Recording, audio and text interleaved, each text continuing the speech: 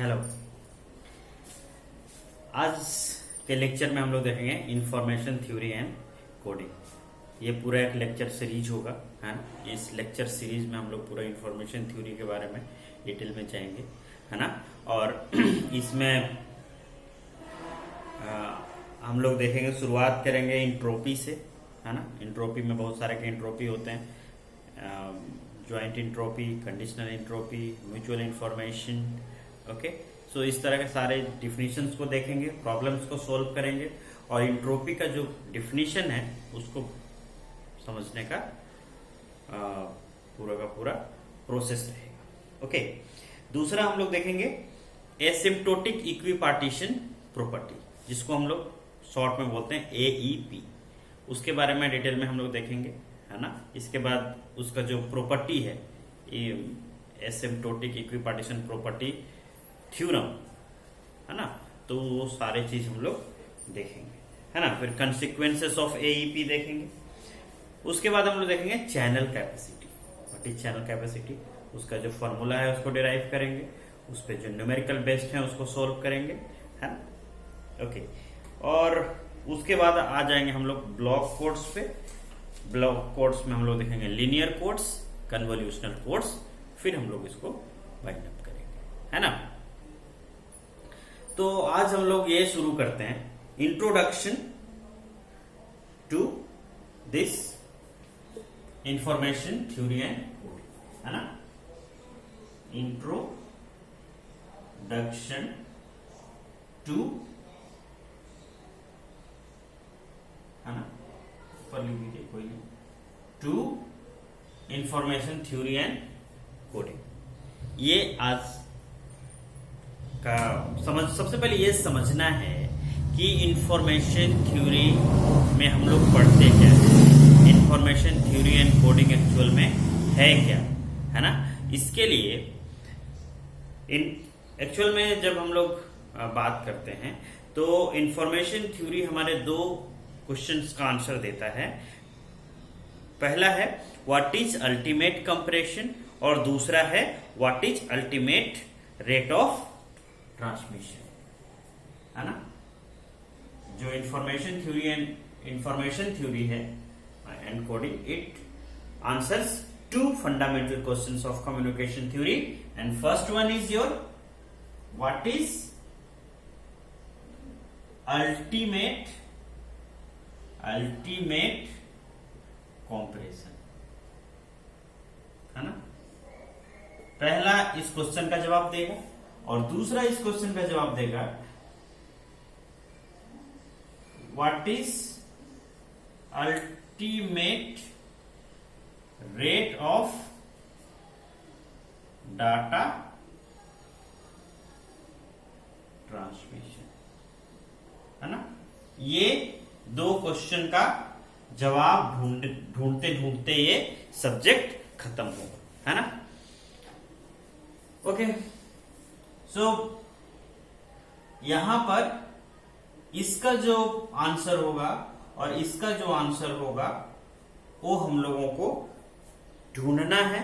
अभी मैं आंसर दे देता हूं, है ना। So what is the ultimate compression, the entropy.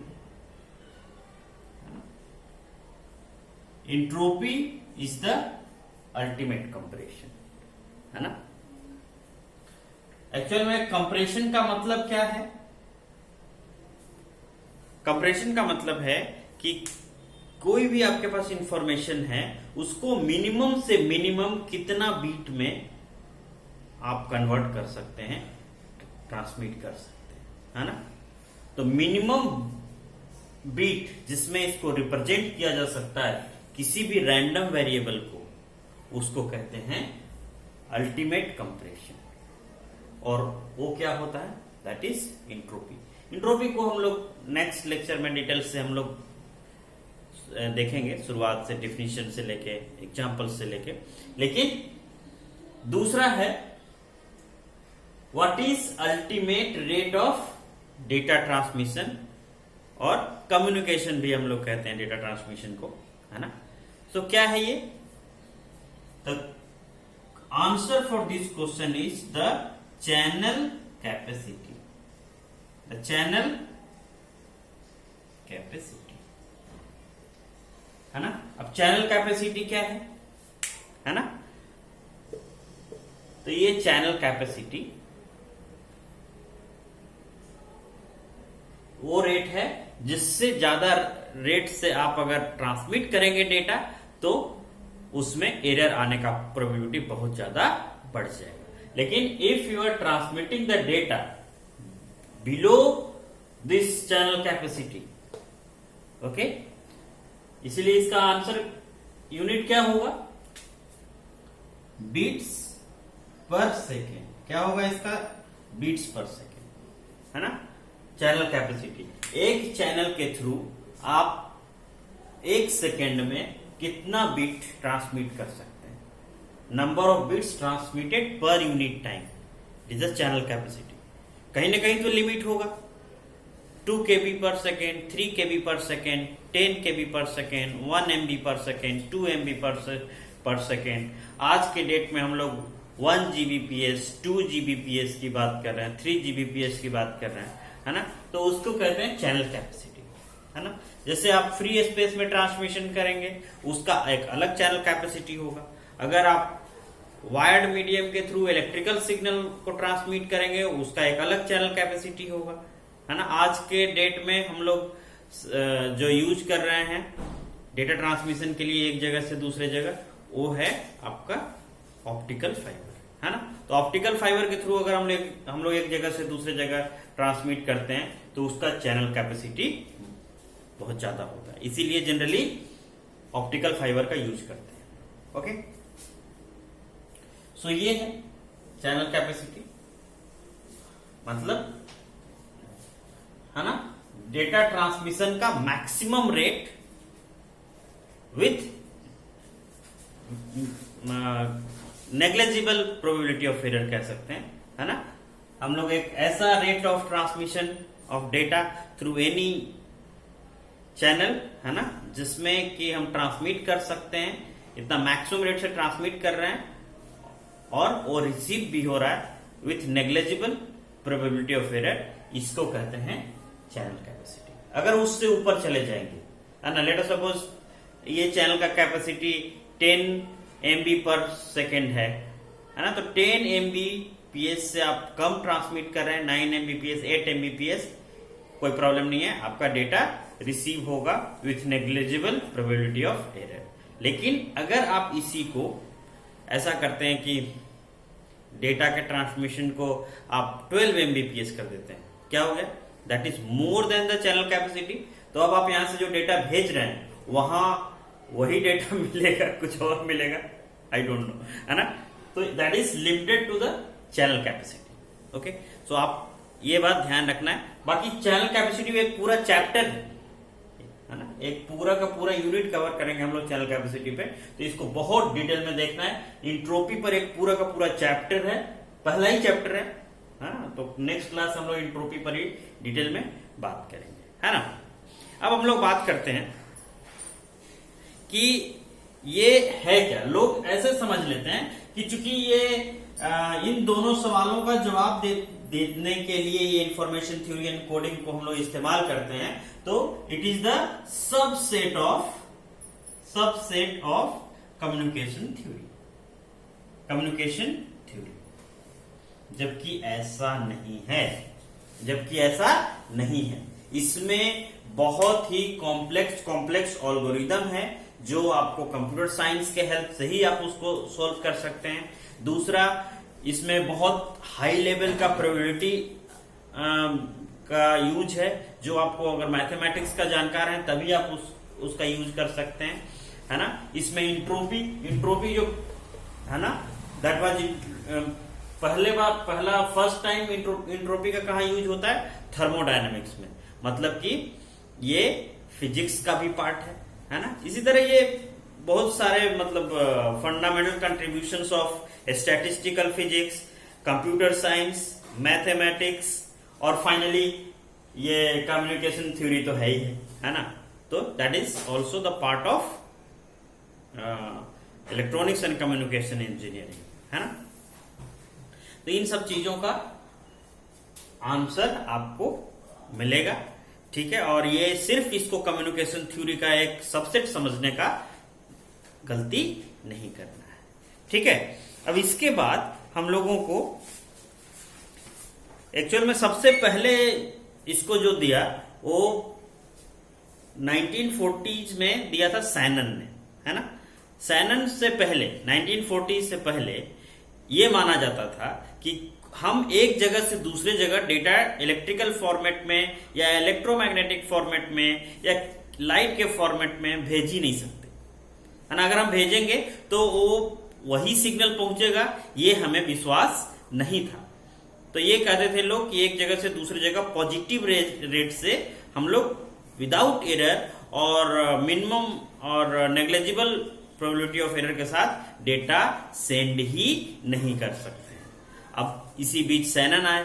Sanon ने कहते हैं कि सरप्राइज कर दिया कम्युनिकेशन थ्योरी के इंजीनियर्स को, साइंटिस्ट को, कि ये उन्होंने बोला कि अगर हम किसी एक जगह से दूसरे जगह डेटा को ट्रांसमिट करना है तो हम ट्रांसमिट कर सकते हैं। बस ये होना चाहिए कि चैनल कैपेसिटी से उसका रेट कम होना चाहिए। अगर चैनल कैपेसिटी से डेटा ट्रांसमिशन का रेट कम है तो हम विथ नेग्लिजिबल एरर और प्रोबेबिलिटी के साथ ट्रांसमिट कर सकते हैं, पहला चीज। दूसरा चीज फिर उन्होंने एंट्रोपी को भी डिफाइन किया, है ना, कि कंप्रेशन का जो लिमिट है वो एंट्रोपी है। तो वहीं से शुरू हुआ इसका डेफिनेशन 1940s से। तो इसीलिए हम लोग सैनन का कुछ कोडिंग भी पढ़ेंगे, है ना, क्या है कोडिंग। क्योंकि एक जगह से दूसरे जगह आप भेजते हैं तो हो सकता है, मैं बोल रहा हूं ना कि नेग्लिजिबल एरर ऑफ प्रोबेबिलिटी के साथ सेंड कर सकते हैं। मतलब कि अगर आप एक कोई डेटा भेज रहे हैं, लेट अस सपोज 5 बिट का एक सिंबल भेज रहे हैं, तो हो सकता है कि किसी एक बिट में एरर हो जाए। एरर हो भी सकता है, एरर नहीं भी हो सकता है। तो अगर एक बिट में एरर हो गया तो जो आप भेजना चाहते थे वो नहीं भेजा गया, कुछ और चला गया, है ना। तो इसके लिए हम लोग कोडिंग करते हैं। इसके लिए क्या करते हैं, कोडिंग करते हैं, एक्स्ट्रा बिट ऐड करते हैं। And with the help of those extra bits हम लोग एक जगह से दूसरे जगह ट्रांसमिट करते हैं। तो ये है आपका कोडिंग, कि with the help of coding we can detect the error, है ना, जहां पे हम रिसीव कर रहे हैं at the receiver unit we can detect the error and we can also correct the errors, है ना। उसको हम लोग सही भी कर सकते हैं और डिटेक्ट तो हो ही रहा है। तो ये हम लोगों को पढ़ना है। इसमें हम लोग जब लीनियर कोड्स और कन्वोल्यूशनल कोड्स जब पढ़ेंगे कि हमको कौन सा सिंबल भेजना है, कोड बना के भेजेंगे, उसमें 1-2 एक्स्ट्रा बिट या जो भी एक्स्ट्रा बिट 2-5 बिट ऐड करके भेजना होगा, भेजेंगे और वहां वो डिटेक्ट भी होगा अगर एरर हुआ है। एरर नहीं हुआ है तो कोई बात नहीं, और एरर कहां हुआ है उसको हम लोग 1 बिट तक मैं करके दिखाऊंगा इसी बोर्ड पे, है ना। आपको कोई चिंता करने का जरूरत नहीं है, ओके। और हाँ, एक और चीज, कंप्रेशन के बारे में थोड़ा सा मैं बात करना चाहता हूं, है ना, और इसके बाद आज का वो खत्म होगा, है ना। ओके, सो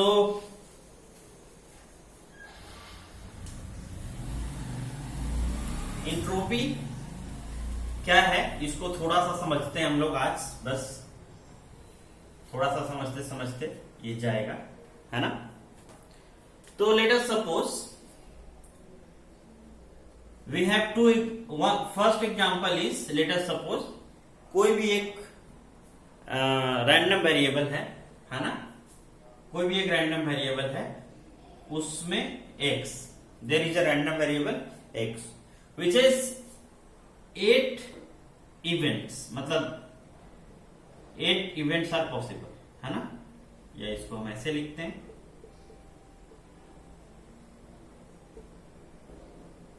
x8। ये क्या है, ये ऐसा समझिए कि let us suppose we are tossing 3 coins at a time, we are tossing 3 coins at a time, है ना। तो क्या होगा, हेड आएगा या टेल आएगा, है ना। तो मैं हेड को 1 से रिप्रेजेंट कर रहा हूं और टेल को 0 से रिप्रेजेंट कर रहा हूं। तो क्या आएगा, हो सकता है कि तीनों में टेल आ जाए, हो सकता है कि सिर्फ लास्ट वाले में हेड आए। अब आप समझ गए होंगे कि इस तरह से डिजिटल तरीके से हम लोग इसको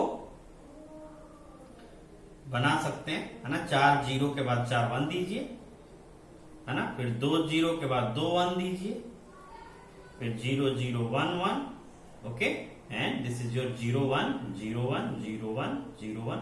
देखिए अब ये इसमें से कोई भी एक आउटकम आ सकता है। आप बता सकते हैं क्या कि जब हम 3 कॉइन को एक साथ टॉस करते हैं तो इसमें से क्या आउटकम आएगा, आपको पता है? नहीं पता। इसमें से कोई भी एक आउटकम आ सकता है। These are equally probable events, these are equally probable events. हो सकता है कि तीनों में टेल आ जाए, हो सकता है तीनों में हेड आए, हो सकता है एक में टेल आए 2 में हेड आए, हो सकता है एक में हेड आए, है ना, 2 में टेल आए। इसी तरह हो सकता है 2 में हेड आए 1 में टेल आए। क्या हो सकता है? कुछ भी पॉसिबिलिटी, इन 8 में से कोई भी एक घटना घट सकता है ना। तो इसीलिए ये जो है ना, दीज आर, ये रैंडम वेरिएबल है और इसके ये 8 पॉसिबल इवेंट्स हैं, है ना। आप ये मान लीजिए इसमें ये इवेंट्स हैं। तो these are equally probable events, these are equally probable events, है ना। अब इसमें आपको ये एक और चीज मैं बता देता हूं। अभी इंट्रोपी का सिर्फ फॉर्मूला लिख देता हूं मैं, है ना। इंट्रोपी को हम लोग नेक्स्ट लेक्चर में पूरे डिटेल में देखेंगे, और अगर आप नीचे कमेंट सेक्शन में उसका लिंक भी दिया रहेगा तो आप देख सकते हैं, है ना, नेक्स्ट लेक्चर का इंट्रोपी। सो इंट्रोपी जो है वो है minus P of X log P of X, है ना, log P of X base two, यहां summation I equal to 1 to 8, और यहां पी एक्स आई कर दीजिए आप, है ना, ताकि आप आई इक्वल टू 1 to 8 कह सकते हैं इस केस में, है ना। वैसे अगर n प्रोबेबल इवेंट्स अगर रहेंगे तो क्या होगा, 1 to n, है ना। अब आप यहां से देखिए कि ये px1 कितना है, ये भी 1/8 है। इसका क्या होगा प्रोबेबिलिटी जी, सारे में टेल आने का क्या प्रोबेबिलिटी है, 1/8। सारे में हेड आने का प्रोबेबिलिटी क्या है, 1/8। ये सारे इवेंट्स का प्रोबेबिलिटी इक्वल है, और क्या है, 1/8 1/8 1/8 1/8 1/8 1/8 एंड 1/8। ये हो सकता है 4 को टॉस करते तो 1/16 आ जाता, नहीं, यहां पर एक और 0 आता, है ना, तो फिर 4 0 1 का कॉम्बिनेशन होकर ये टोटल 16 पॉसिबिलिटी आ जाते, तो यहां पर 16 आ जाता। तो यहां से 1 to 16 लेते, कोई नहीं, है ना। अब यहां से आप समेशन लीजिए I equal to 1 to 8 and px1, है ना। तो आप इसको px1 लिखिए, पहला लिखिए, first one px1 is 1/8, so 1/8 log base two 1/8, है ना, माइनस दूसरा 1/8, है ना, log बेस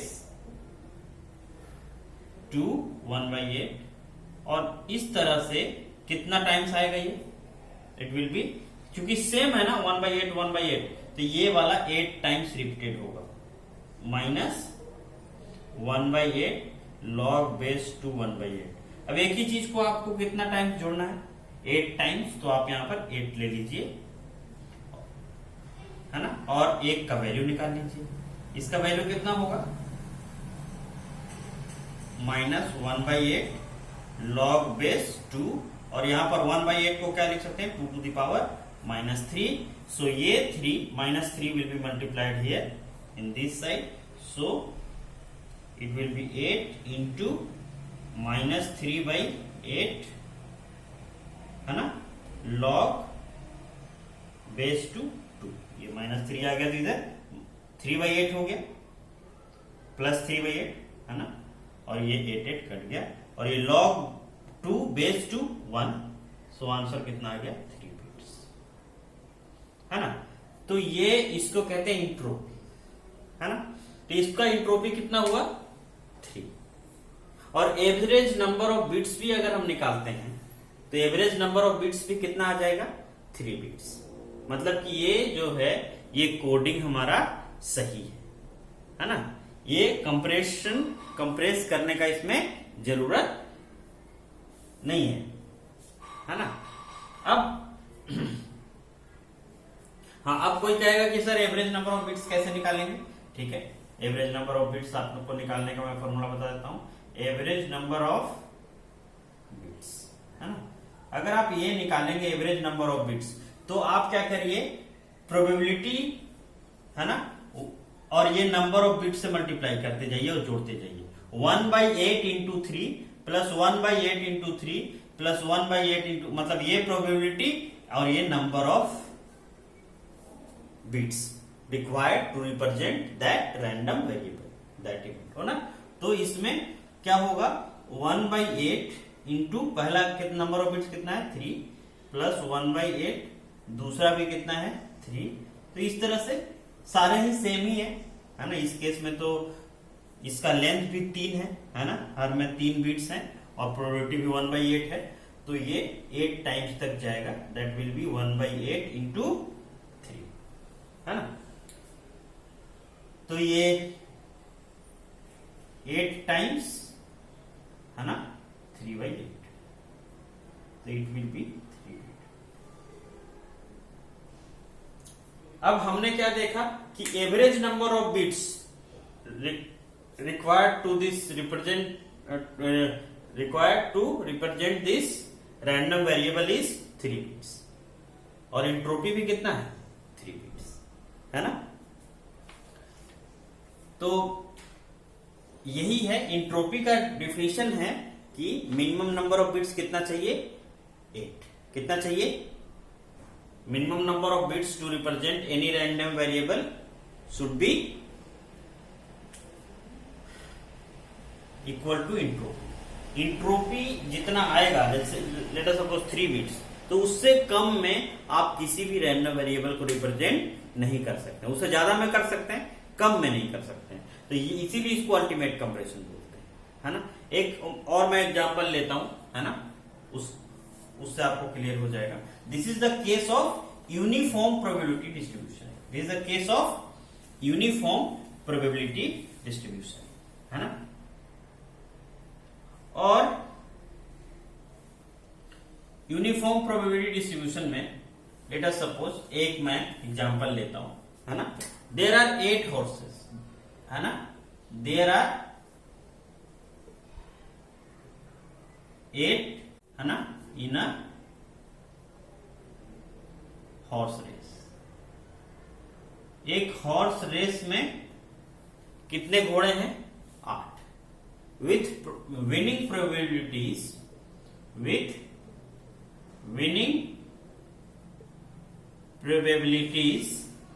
equal to क्या चीज 1/2, 1/4, 1/8, 1/16, 1/64, 1/64, 1/64, 1/64, है ना। कितना हो गया ये 8 हॉर्सेस हैं और सबको जीतने का प्रोबेबिलिटी ये है ना। Let us suppose I want to information somewhere, है ना। लेट अस सपोज दिल्ली, है ना, यहां से मैं दिल्ली इंफॉर्मेशन भेजना चाहता हूं, है ना। वहां हमारे मित्र हैं जो चाहते हैं कि उनको पता चल जाए कौन सा घोड़ा जीता है ना, विच हॉर्स हैज ओन।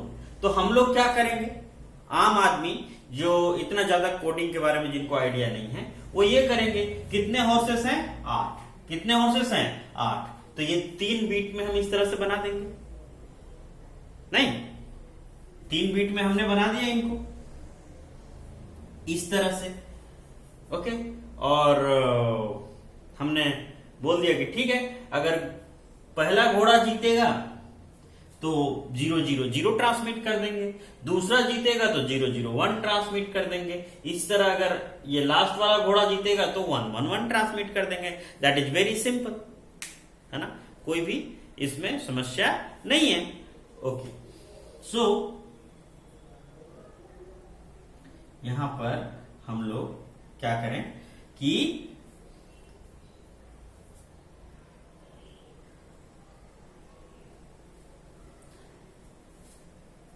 पहला जो सिंपल तरीका है उसमें हम लोग यही करते हैं, है ना, और फिर से एंट्रोपी निकाल लेते हैं। ओके, सो और एंट्रोपी पहले निकाल लेते हैं और फिर एवरेज नंबर ऑफ बिट्स भी निकाल लेते हैं, है ना। h ऑफ x तो क्या होगा 1/2 क्या होगा minus summation of p of x log base 2 p of x, यही होगा ना। और यहां पर pxi i equal to 1 to 8, है ना। तो यहां पर i इक्वल टू 1 लेंगे तो px1 log base 2 px1, probability px1 क्या है, that is 1/2, so this is minus 1/2 log base 1/2 minus 1/4 log base 2 1/4 minus 1/8 log base 2 1/8, okay, minus 1/16 log base 2 1/16। ये चलता गया यहां तक, है ना। इसके बाद ये आया तो इसका कितना होगा, that is i equal to 5 के लिए हमने लिया है, तो that will be 1/64 log base 2 1/64, है ना। अब ये ऐसे ऐसे सेम ही है, 1/64 1/64 1/64 1/64 4 टाइम्स सेम ही चीज है। तो यही चीज लिख के जोड़ने से अच्छा है कि हम 4 से इसको मल्टीप्लाई कर दिए। That is very simple. इसमें कितना होगा 2 to the power -1 यहां होगा, है ना। इट विल बी, इसको कितना लिख सकते हैं 2 to the power -1, और इधर बाहर जाकर -1 मल्टीप्लाई होगा तो क्या होगा, इट विल बी 1/2, और log 2 बेस 2 कितना होता है 1, प्लस यहां 1/4 को क्या लिख सकते हैं 2 to the power -2, और ये -2 यहां जाके मल्टीप्लाई हो जाएगा तो -2 अपॉन 4, और फिर से log 2 का वैल्यू 1 हो जाएगा, प्लस ये इसका वैल्यू कितना आएगा 2 to the power -3, और -3 इधर से मल्टीप्लाई होगा तो 3/8 log 2 बेस 2 इज 1, और इसका कितना हो जाएगा 2 to the power -4, सो 4 इधर आ जाएगा 4/16, है ना। और इसका कितना आएगा 4 से मल्टीप्लाई होगा इंटू 1/64 होगा, ओके। और ये कितना हो जाएगा इसका वैल्यू 1/64 मतलब 2 to the power -6, है ना। तो 2 to the power अगर इसको हम -6 लेते हैं तो 6 इधर मल्टीप्लाई हो जाएगा, और ये log 2 बेस 2 इसका वैल्यू कितना हो जाएगा 1, है ना। सो 1 रखेंगे। जब इसको हम सोल्व करते हैं तो ये कितना आता है 2 बिट, कितना आता है 2 बिट, ओके, दिस आंसर, है ना। ओके, 2 बिट में ये आपका आंसर आ गया। अब ये समझना है कि अभी जो कोडिंग है वो कोडिंग को थोड़ा सा मैं समझाना चाहता हूं, क्योंकि ये this is the example of non uniform probability distribution, non uniform probability distribution, है ना। ये अब इसमें नॉन यूनिफॉर्म प्रोबेबिलिटी डिस्ट्रीब्यूशन है, तो इसमें हम क्या कर सकते हैं, है ना। हमने अगर इस तरह से हमने निकाला है तो इसका एवरेज नंबर ऑफ बिट्स कितना आएगा। अगर इस तरह से हम हर बार 3 बिट भेजेंगे तो हमारा आंसर क्या आएगा, 3 बिट हर बार 3 बिट भेज रहे हैं, तो एवरेज नंबर ऑफ बिट्स कितना हो गया हमारा, एवरेज नंबर ऑफ बिट्स कितना आ गया 3, है ना।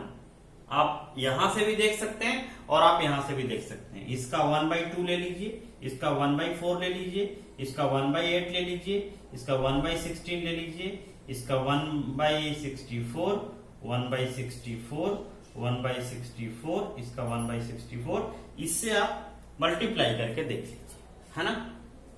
तो 3/2, है ना। अगर इसको हम देखते हैं, ये नंबर ऑफ बिट्स कितना है 3 multiplied by this probability 1/2, 3/2 plus ये कितना है 3/4, ये फिर से 3/8 plus 3/16 plus 3/64 plus 3/64 plus 3/64 plus 3/64, है ना। तो इसमें हम लोग 3 को अगर कॉमन ले लेते हैं सब जगह से, अगर हमने 3 को कॉमन ले लिया तो क्या आएगा, ये सब जगह पे 1 बच जाएगा।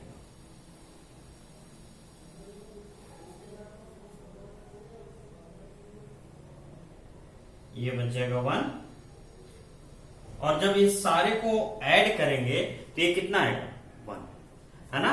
तो 3 into 1 तो 3 बिट। अब एवरेज नंबर ऑफ बिट्स हम लोग निकाल रहे हैं, कितना आ रहा है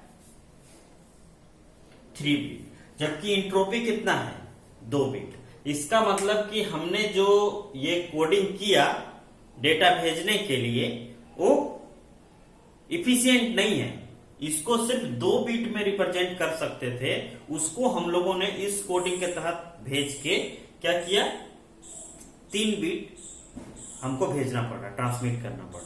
तो क्या कर सकते हैं, ऐसा क्या दिमाग लगाएं कि ये दो एवरेज नंबर ऑफ बिट्स जो ट्रांसमिट होना है वो 3 बिट से कम हो जाए, 2 बिट तक आ जाए या 2 बिट के आसपास आ जाए, है ना। क्योंकि minimum number of bits 2 bit तो लगेगा ही, ये तो इंट्रोपी ही है। इंट्रोपी से कम बिट में तो आप ट्रांसमिट कर ही नहीं सकते हैं, ये तो अल्टीमेट कंपैरिजन है ना।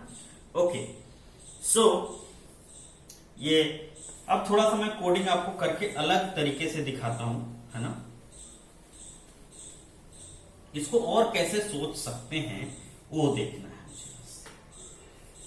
है ना। अब देखिए इसी को मैं अलग तरीके से कैसे रिप्रेजेंट करूंगा वो इधर मैं दिखा रहा हूं, है ना। देखिए ये जो घोड़ा है इसका विनिंग प्रोबेबिलिटी क्या है 1/2, 1/2 विनिंग प्रोबेबिलिटी से ये घोड़ा जीतने वाला है। मतलब आप समझ रहे हैं, ये घोड़ा अगर 64 टाइम्स टोटल इस रेस को आयोजित किया जाता है ना। ये अगर हॉर्स रेस होता है 64 टाइम्स तो 32 टाइम्स कौन जीते, ये वाला घोड़ा नहीं, और उस बाकी जो 32 बचेगा उसमें से 16 टाइम ये जीतेगा, उसमें से 8 टाइम ये जीतेगा, है ना। उसके में से 4, और ये जो हैं ये सिर्फ 64 में से सिर्फ एक बार जीतेंगे। 64 बार होगा तो 63 टाइम्स ये लोग जीतेंगे, है ना। ये 32 तो अकेले ये जीतेगा नहीं, 16 ये जीतेगा, 8 ये जीतेगा, 4 ये जीतेगा, और ये लोग सब एक बार जीतेंगे नहीं, क्योंकि प्रोबेबिलिटी इनका 1/64 है। 64 बार में से एक बार जीतेंगे, है ना। ये 64 में से 4, ये 64 में से 8, ये 64 में से 16, और ये तो 1/2 प्रोबेबिलिटी के साथ है, तो ये तो हर दूसरे बार हॉर्स रेस जीत जाएगा।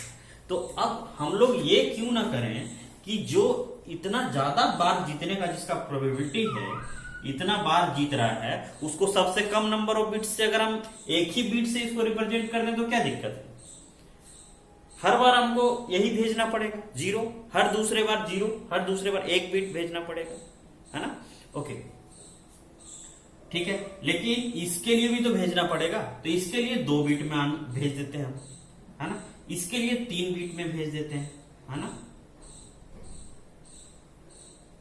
इसके बाद इसको 4 बिट में रिप्रेजेंट कर देते हैं, है ना। और बाकी ये सब देखिए इक्वल प्रोबेबिलिटी वाले को इक्वल नंबर ऑफ बिट्स से रिप्रेजेंट करेंगे। तो ये कितने हैं, 4 हैं, तो इनको हम लोग इक्वल नंबर ऑफ बिट्स से 6 बिट में रिप्रेजेंट कर देते हैं। 1 0 0 0 है ना, 0 0 1 0 0 0 0 1 1 0 0 0 1 0 1 0 0 0 1 1, है ना। ये चारों को हमने ऐसे रिप्रेजेंट कर दिया, है ना। अब देखिए मजा आएगा, है ना। अब आप एवरेज नंबर ऑफ बिट्स निकाल के देखिए, एवरेज नंबर ऑफ बिट्स निकाल के देखिए क्या आता है।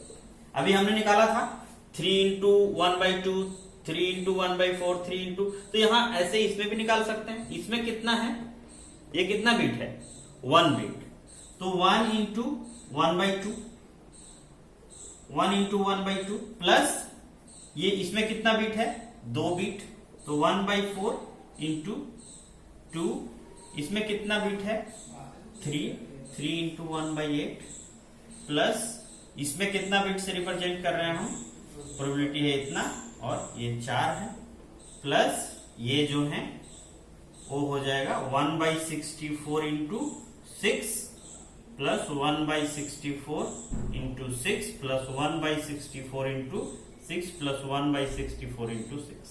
ये 6 बिट्स चारों में है, प्रोबेबिलिटी सबका इतना है, तो ये चारों को हमने यहां लिख दिया, है ना। जब आप इसको कैलकुलेशन करेंगे तो ये आएगा आपका 2 बिट। अब आप समझ सकते हैं कि जो जिसका प्रोबेबिलिटी सबसे ज्यादा है, अगर उसको हम सबसे कम बिट से रिप्रेजेंट करते हैं, है ना, तो हमारा जो यूनिफॉर्म जो हम 3-3 बिट से सबको रिप्रेजेंट कर रहे थे, और जब हमने सबसे जो मोस्ट प्रोबेबल इवेंट्स था उसको सबसे कम बिट से रिप्रेजेंट किया, और जैसे जैसे प्रोबेबिलिटी हमारा घटता गया वैसे वैसे हम बिट्स बढ़ाते गए, है ना, तो एवरेज नंबर ऑफ बिट्स कितना आ गया, 2 बिट। जबकि अगर हम यूनिफॉर्म किया था तो कितना आया था, 3 बिट। तो ये कोडिंग हुआ कि नहीं हुआ, इसी को कहते हैं कोडिंग, है ना। इस तरह का दिमाग लगाने से, इस तरह का कोडिंग करके भेजने से, है ना, एवरेज नंबर ऑफ बिट्स हमको 2 बिट भेजना पड़ रहा है। तो इसका मतलब हम ज्यादा तेजी से डेटा भेज सकते हैं कि नहीं, कंप्रेस हो गया ना डेटा। जो 3 बिट एवरेज 3 बिट्स आ रहा था, अब एवरेज 2 बिट्स आ रहा। तो इस तरह से जो बार बार भेजना होता है, जो जिसका प्रोबेबिलिटी ज्यादा होता है उसको कम बिट से रिप्रेजेंट करते हैं, और जो बहुत रेयर केस में जिसको सेंड करना होता है उसको ज्यादा बिट से रिप्रेजेंट कर सकते हैं, है ना। तो आई होप कि आपको समझ में आया होगा, है ना। और नेक्स्ट क्लास से हम लोग फिर से बात करेंगे एंट्रोपी का, डिटेल में शुरुआत करेंगे, है ना।